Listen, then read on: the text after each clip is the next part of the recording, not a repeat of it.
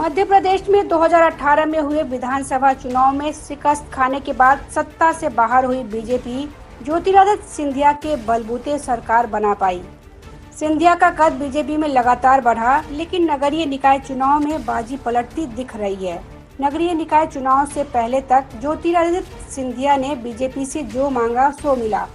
मंत्रिमंडल में उनके खास समर्थकों को मनचाही जगह मिली, समर्थकों को निगम मंडलों में एडजस्ट कराया। लेकिन अब नगरीय निकाय चुनाव में बीजेपी खुद का वर्चस्व दिखाना चाहती है और यही वजह है कि 16 नगर निगमों में सिंधिया के करीबी में से किसी को भी महापौर प्रत्याशी नहीं बनाया गया। हालांकि ग्वालियर चंबल में सिंधिया अपना दबदबा कायम रखना चाहते थे। इसी वजह से उन्होंने पहले माया सिंह का नाम सामने रखा।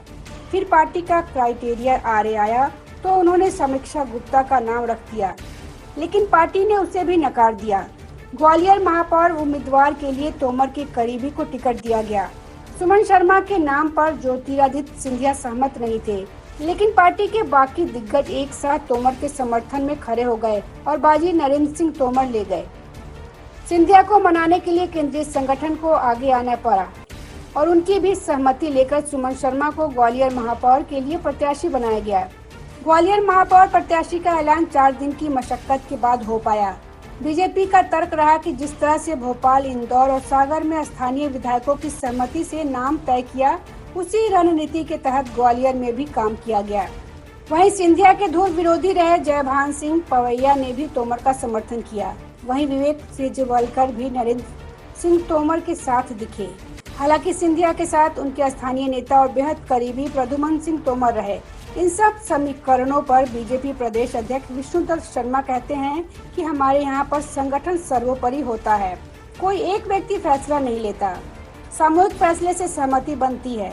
बीजेपी कहती है कि गुटबाजी कांग्रेस में चलती है, हमारे यहाँ नहीं। वहीं कांग्रेस के प्रदेश प्रवक्ता के मिश्रा ने तंज कसते हुए हंसते हुए कहा कि टाइगर को उसके कोर एरिया में ही घेर लिया, दहाड़ खत्म हुई। भोपाल से दिल्ली तक मिमिया रहे हैं। मध्य प्रदेश के 16 इलाकों में टाइगर का आतंक पूरी तरह से समाप्त हो गया है। बता दें कि मुरैना, इंदौर, सागर में सिंधिया और उनके समर्थकों के समीकरण थे। मुरैना में मीना जाटव को तोमर की सिफारिश पर टिकट मिला। सागर में सिंधिया समर्थक गोविंद सिंह राजपूत ने मंत्री भूपेंद्र सिंह के नाम को समर्थन देकर समीकरण बदल दिए, तो इंदौर में सिंधिया के खास तुलसी सिलावट बाकी बीजेपी के बड़े दिग्गजों के सामने चुप ही रहे। Bureau report, public news.